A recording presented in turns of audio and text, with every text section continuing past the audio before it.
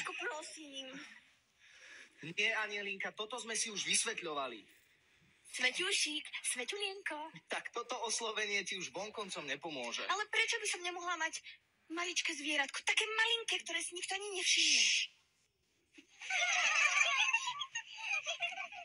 Napríklad myšku, rybku, tak trpaslíčieho králička. Po 250 krát, lebo je to veľká zodpovednosť. A to je čo? Príležitosť pracovať na sebe? Pravý opak teba. Tak toto si už naozaj... Dobre, ty čertidlo. Niečo ti ukážem, ale sľub mi, že sa nebudeš hneď jašiť. Sľub mi to? Sľubujem na svoju svetožeru nad mojimi rožkami.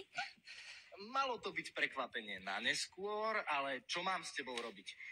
Je to zvieratko zo Smilenátoru? Nie, ale niečo, na čom si môžeš starostlivosť o zvieratko trénovať. No, tak to je zaujímavé. Pozri sa, našiel som